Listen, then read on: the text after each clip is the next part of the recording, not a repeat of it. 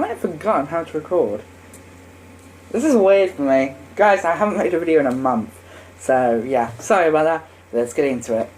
Hey everyone, Joe here from the Minecraft Alliance, and welcome! Welcome, sorry, I think my vocal Wednesday.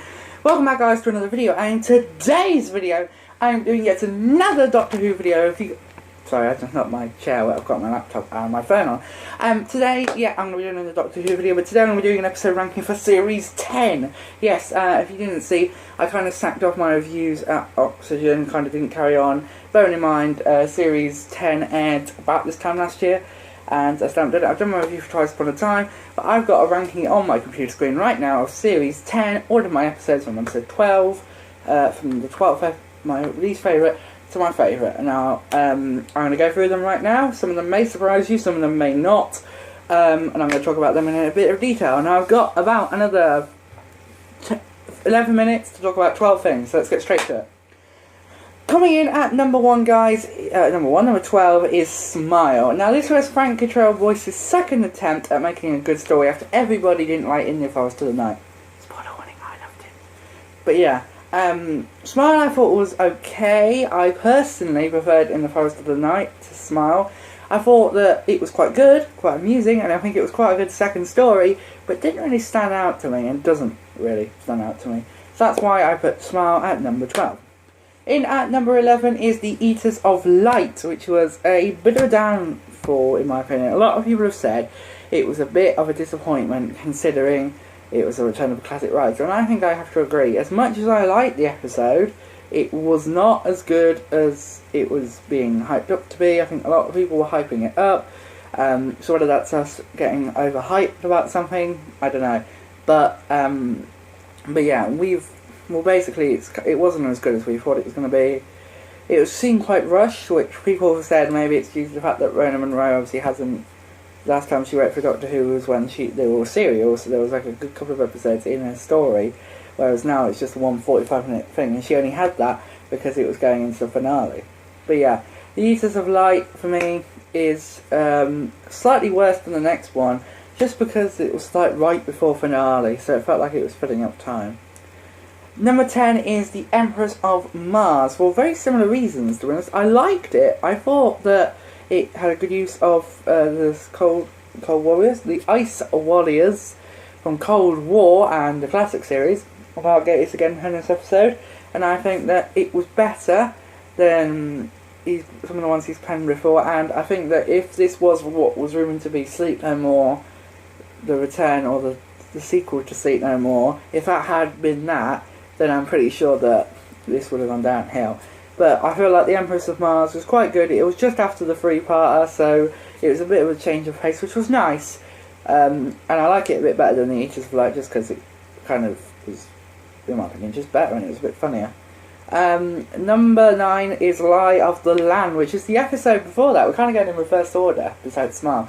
But The Lie of the Land was a good episode, in my opinion. I was not as annoyed about the fake regen as some people were, because some people were really kicking off and saying, I'm never going to watch Doctor Who again, but I carried on watching Doctor Who. I really did fall for it though, but I'm kind of glad he didn't regenerate then, because I really liked his regen, the overall story across the finale and the Christmas special.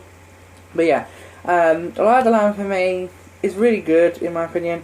I really like Missy in it. Bill I think is amazing, and I don't think that the whole thing about Bill saving the world with the power of her mum, it's not the best, but it's certainly not a weak storyline, because I think that's quite powerful. And the whole thing about the Doctor giving Bill the pictures that he went back and took, all the way back from the pilot, because that kind of added a bit of a full circle to the series.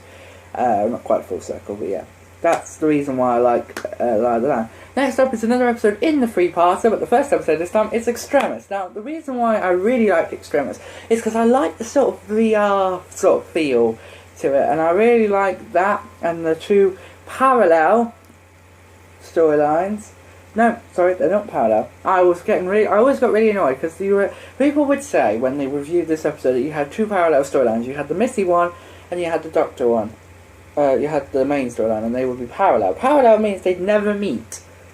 Missy, I don't know. They meet in certain points. They meet. I can't remember exactly what the points are because I haven't rewatched the episodes since. I rewatched them before I did this list, but I did this ages ago. But they are not parallel storylines. They are sort of a weird crossover because, yeah. But that's why Extremis is good, in my opinion. I think it's a really good story. I really like the VR aspect. I really like the Veritas, and there's people in that facility that are like, you know, the people that are going to kill themselves with the dynamite.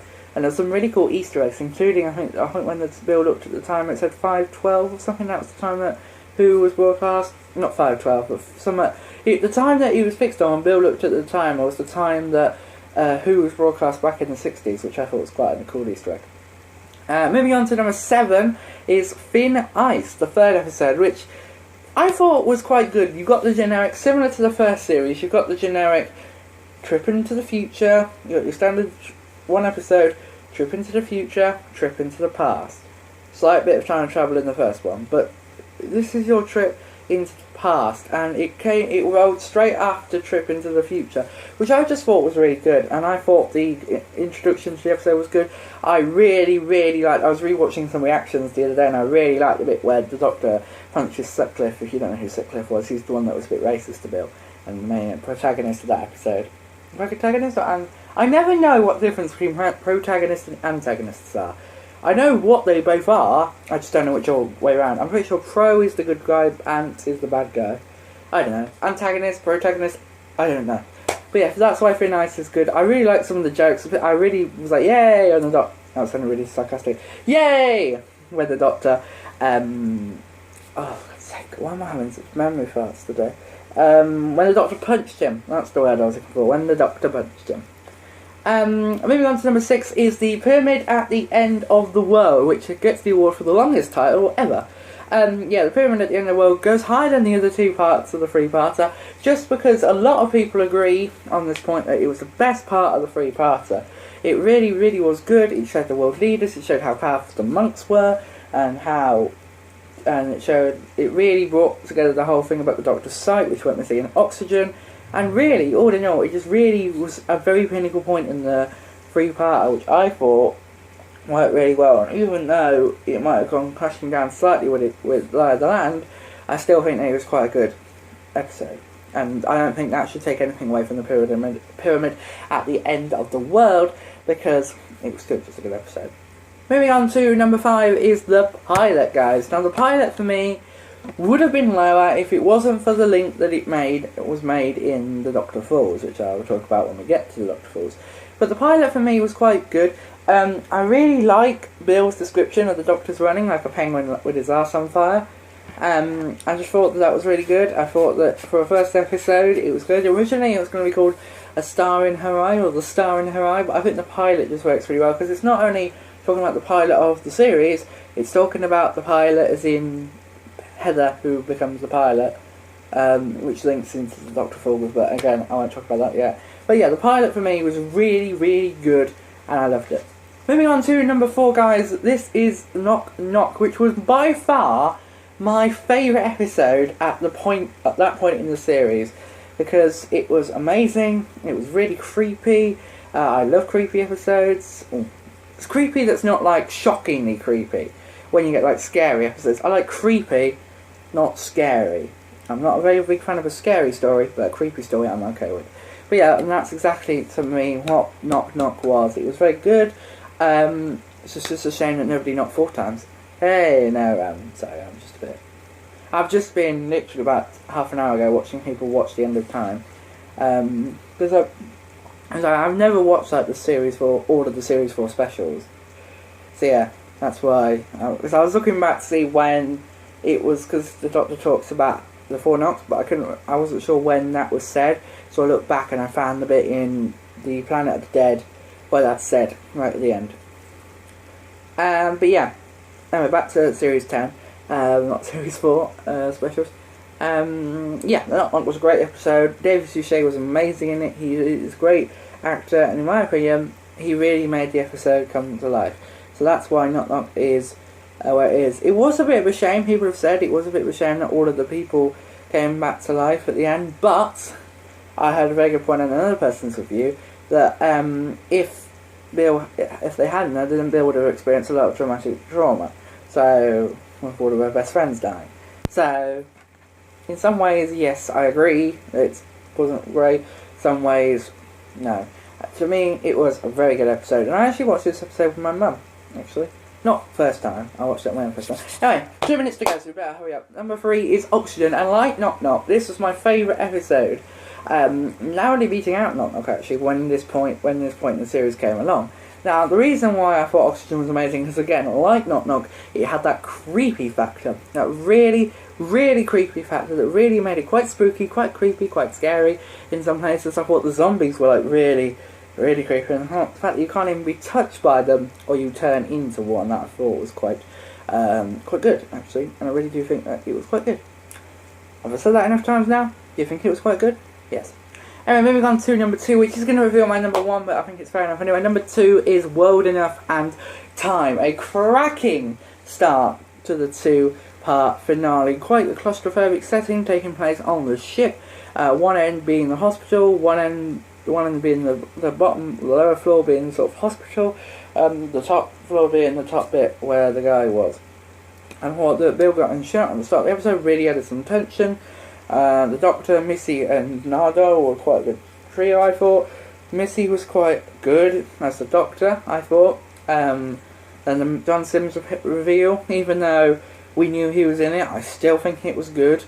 And I still am really pleased that. I just wish, I was just, like I keep saying, imagine if we didn't know that the Cybermen were going to be back, the Mondasians, and that John Sims wasn't going to be back. That would make a really good episode.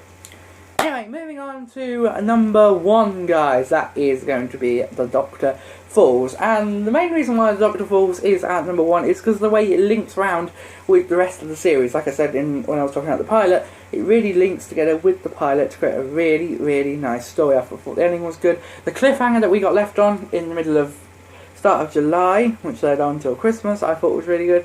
And all in all, I just thought it was a really good finale episode and really started off Peter's return story very, very well. Now guys, that is going to be it for my Series 10 episode ranking. I am back now making videos. I'm doing a little cycle here. I'm going to be doing some, making a video, uploading it straight away, and then getting something else done when the video's uploading and making another one. So I'll see you guys in the next video. This has been a Doctor Who video, guys, and remember, you're awesome! See you guys in the next video. Goodbye!